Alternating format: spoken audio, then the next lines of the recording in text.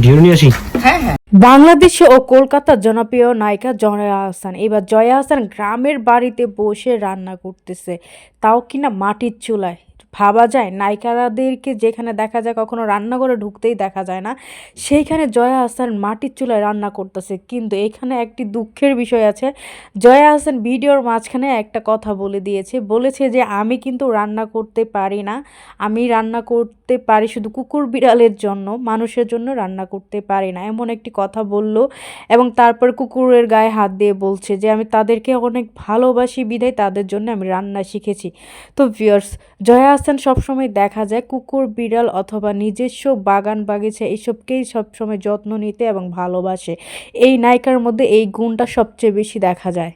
এছাড়া জয়া আহসান বাংলাদেশিতে যেমন ফেমাস নায়িকা, তার কাজ সবাই যেরকম অনেক বেশি পছন্দ করে এবং তিনি কলকাতারও সেম একই, কলকাতাতেও তার জনপ্রিয়তার কম নাই। তো এই নায়িকার বয়স নিয়ে সবসময় একটু মানুষ আলোচনা করে যে তার কি বয়স আর বাড়বে না, যেখানে আমরা যেরকম আমি বয়স দিচ্ছি, সেই আমি কিন্তু জয়া আহসানের চেয়ে অনেক ছোট।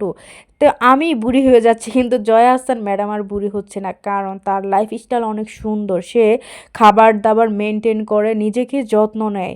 তো তার বয়স কীভাবে বাড়বে এটা তো মানুষ বুঝে না। তো ভিউয়ার্স, জয়া আহসানের এরকম ভালোবাসা মমতা দেখে আপনাদের কাছে কেমন লাগে? এবং তার কুকুর বিড়ালকে সবসময় ভালোবাসতে বলে সে, এবং তাকে দেখা যায় সবসময় কিছু কিছু ভিডিও বা তার সোশ্যাল মিডিয়াতে ফেসবুকেও দেখা যায় যে সবসময় কুকুরদের গালে চুমু দেয় বা ওরকম কিছু ভিডিওস বা পিকচার দেখা যায়, বেশ ভালোই লাগে।